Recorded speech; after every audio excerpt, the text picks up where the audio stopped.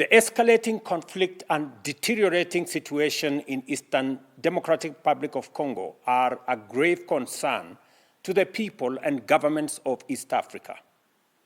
Noting the worsening humanitarian crisis exacerbated by ongoing military actions, including the closure of airspace in Goma, I call for the immediate and unconditional cessation of hostilities.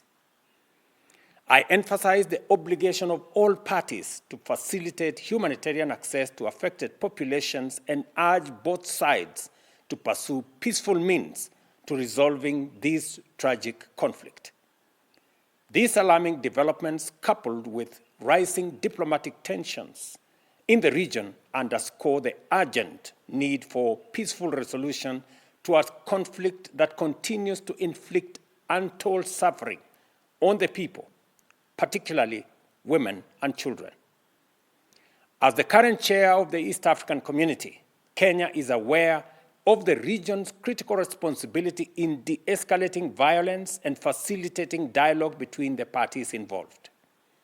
We confirm and firmly believe that a sustainable solution can only be achieved through engagement, constructive dialogue, and a renewed commitment to peace. I call on the parties to the Luanda process on Eastern DRC and appeal specifically to my brothers, President Felix Tshisekedi and President Paul Kagame, both of whom I have had the occasion to speak to this evening, to heed the call for peace from the people of our region and the international community.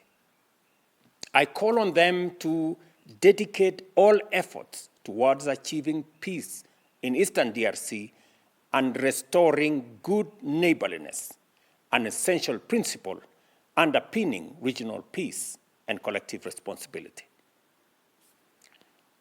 Consequently, and having consulted with the heads of state of our region, we will be convening an extraordinary East African Community Summit within the next 48 hours to facilitate and to deliberate on this crisis and chart a way forward. This is in line with the East African Community Summit's decision of November 2024, which called for constructive engagement to address this conflict. I thank both President Tshisekedi and President Kagame for their confirmed participation in this summit. Additionally, the African Union must not remain passive in the face of this escalating crisis. The East African Community stands ready to forge a stronger collaboration with the African Union and SADC, as well as the international community in encouraging the warring parties to prioritize engagement.